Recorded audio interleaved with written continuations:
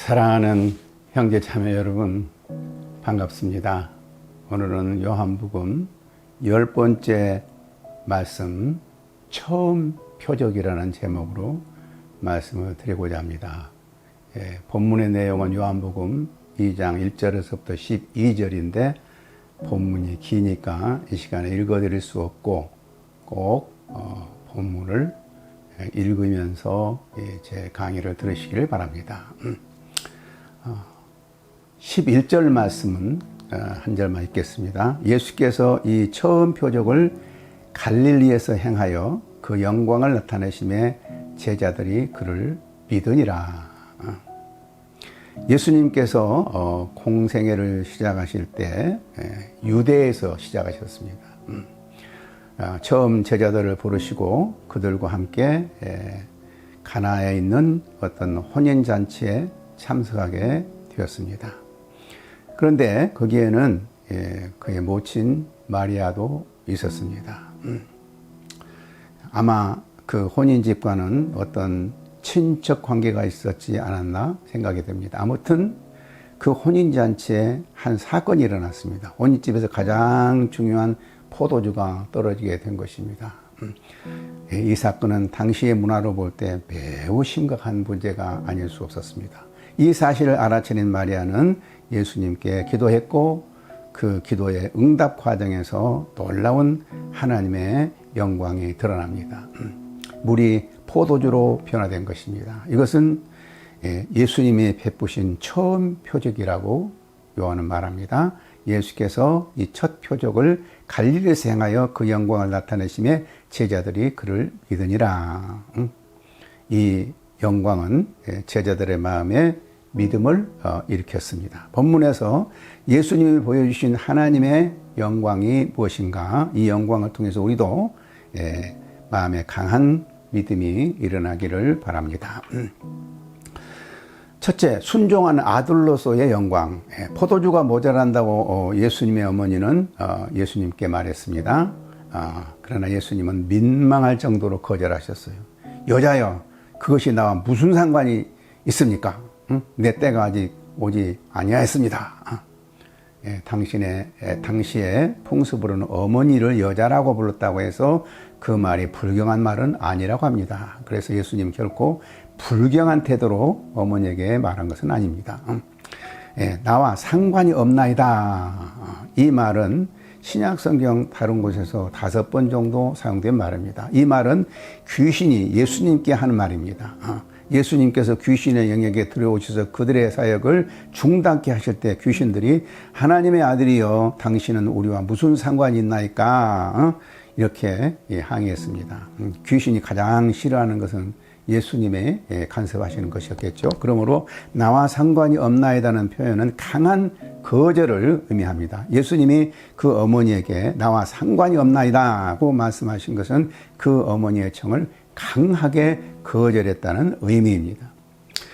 예수님이 그 어머니의 청을 거절한 이유를 내 때가 아직 이르지 않았다고 말씀하십니다. 요한복음에서 나의 때라는 말이 여러 곳에서 반복됩니다.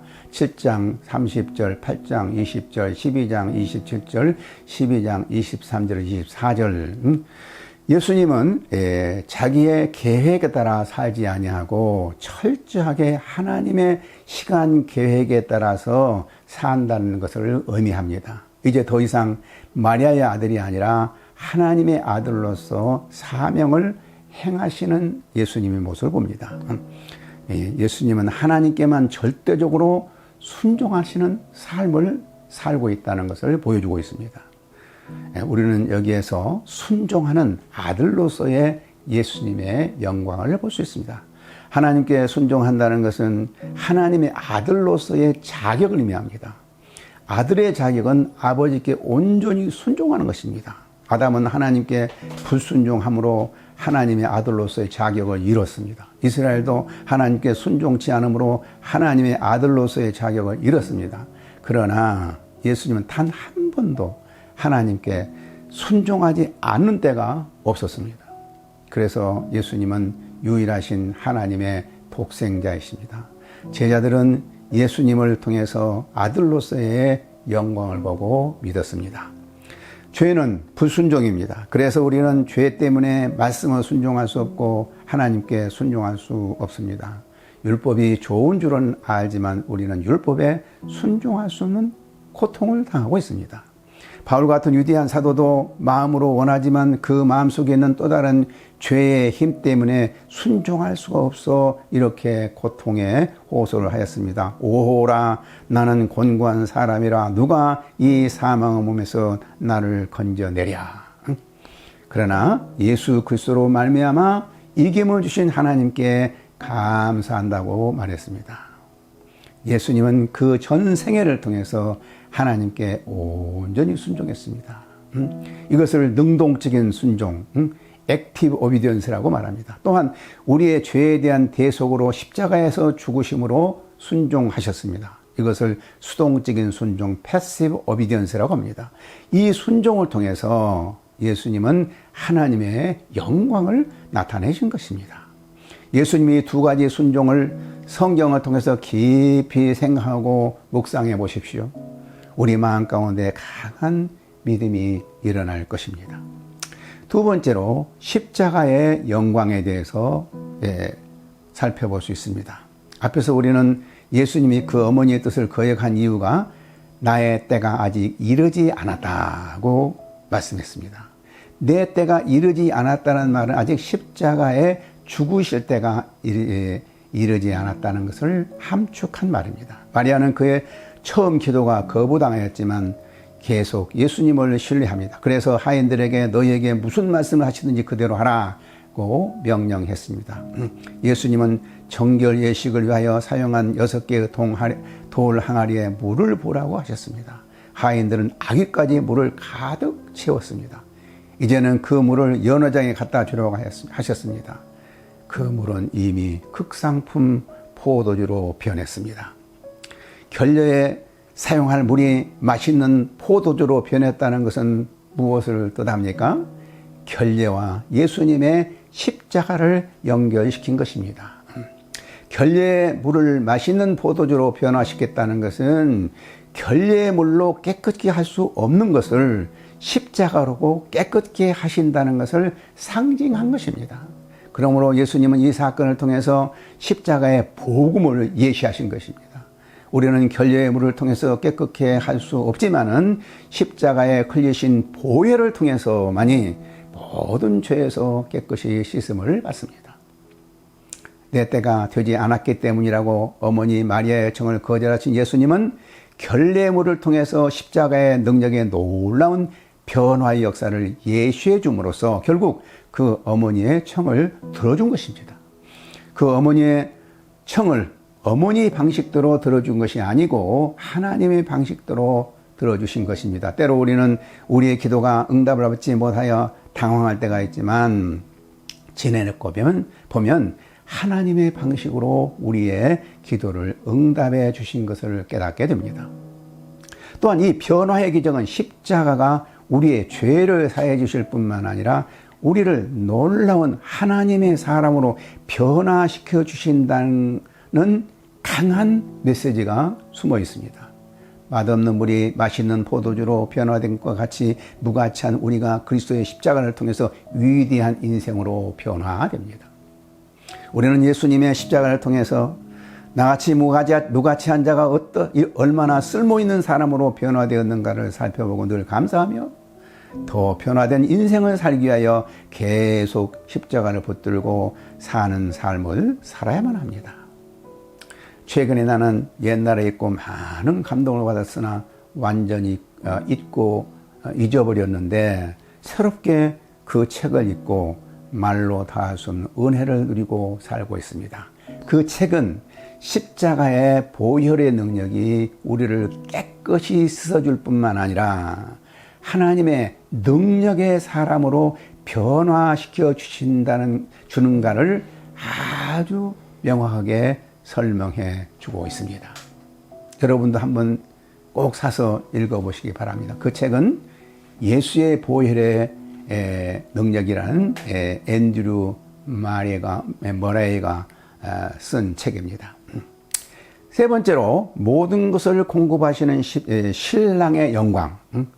우리는 요한복음 3장 29절에서 30절에서 예수님을 신랑으로 묘사한 것을 볼 수 있습니다. 세례 요한은 신부를 취하신 분은 예수님이시고 자기는 그 친구일 뿐이라고 하였습니다. 그리고 그는 친구로서 신랑의 소리를 들을 때 그것을 기뻐한다고 했습니다. 그리고 그는 흥하야 하고 자기는 쇠하야 한다고 했습니다. 본문 2장 9절 10절에서 혼인집에서 신랑의 책임이 무엇인가를 분명히 볼 수 있습니다.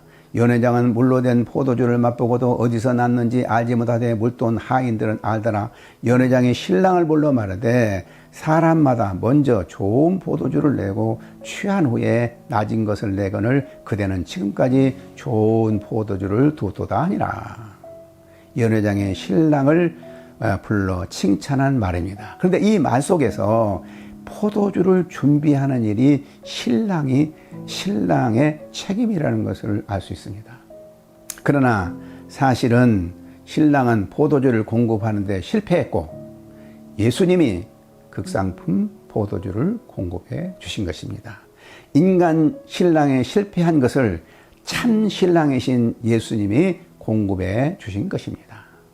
예수님은 모든 것을 부족함 없이 공급해 주시는 우리의 진정한 신랑이 되신 분이십니다. 인간 신랑은 신부에게 모든 것을 다 공급해 줄 수가 없습니다. 신랑 되신 남편 여러분, 여러분은 당신의 신부의 필요를 다 공급해 주고 있습니까? 신부 되신 여러분, 여러분의 신랑이 여러분의 필요를 다 공급해 주고 있습니까? 예라고 대답할 사람이 한 사람도 없는 줄 압니다. 그러나 예수님은 모든 것을 다 공급해 주신 우리의 참 신랑 되신 분이십니다. 여러분의 필요를 다 채워주시는 분이십니다. 여러분이 어떤 부족을 느낄 때 여러분의 인간 신랑만 쳐다보지 말고 모든 것을 공급해 주신 참 신랑 예수님을 바라보시기를 바랍니다. 그러면 예수님이 다 공급해 주실 것입니다. 이상에서 살펴본 대로 첫째, 예수님은 순종한 아들로서, 둘째, 우리의 모든 죄를 온전히 깨끗게 하신 분으로서, 셋째, 모든 것을 공급해 주시는 신랑으로서 하나님의 영광을 나타냈습니다. 그래서 예수님의 5 제자들은 예수님을 믿게 된 것입니다. 예수께서 이 첫 표적을 갈릴리 가나에서 행하여 그 영광을 나타내심에 제자들이 그를 믿으리라. 하나님의 영광이 나타날 때 우리의 믿음이 일어납니다. 믿음은 하나님의 선물입니다. 그런데 그 하나님의 선물이 우리에게 주어지는 방법은 그 영광이 드러날 때입니다. 하나님의 선물을 받은 우리의 믿음이 더 자라기 위해서도 하나님의 영광을 더욱 바라봐야 합니다. 우리는 말씀을 통해서 하나님의 영광을 보고 우리의 믿음이 더욱 자라야 됩니다. 우리가 믿음이 자랄 때 예수님이 하신 일도 하고 그보다 더 큰 일도 한다고 하였습니다. 나는 은퇴하고 시골에서 살면서 나 나름대로 새로운 사역을 꿈꾸며 열심히 무엇인가를 준비하고 있었습니다. 지금까지 하나님이 나를 쓰셨듯이 앞으로도 귀하게 쓰실 것이라고 믿고 내 나름대로의 사역의 준비를 하고 있었습니다. 그러나 내가 나의 꿈과 계획을 말하면 많은 사람들의 반응은 냉소적이었습니다. 나이가 너무 많기 때문입니다. 그러나 내가 사랑하고 아끼는 한 선교사 부부가 있었습니다. 그들은 나에게 믿음의 불씨를 살려주었습니다. 목사님은 100세 시대에 아직도 할 일이 많이 있습니다. 하나님께서 목사님의 경험과 실력을 꼭 귀하게 쓰실 것입니다. 말로만 아니라 안식년 기간 동안 서울에 가면서 내가 거주했던 당진까지 매주 내려와서 새로 시작한 영어 성경 공부에 참석해 주었습니다. 그들의 믿음의 격려는 나로 하여금 새로운 사역을 시작하도록 큰 도움을 줬습니다. 그들의 격려로 유튜브 방송도 시작하게 된 것입니다. 믿음으로 격려하면 수많은 사람을 변화시킬 수 있습니다. 우리는 주위 사람들을 믿음으로 격려하십시다. 계속해서 하나님의 영광을 볼 때 이와 같은 믿음의 역사가 일어납니다. 요한복음을 계속 공부함으로 하나님의 영광을 보고 그 영광을 봄으로 여러분의 믿음이 자라 많은 사람을 변화시키는 믿음의 역사가 일어나기를 간절히 기도합니다. 감사합니다.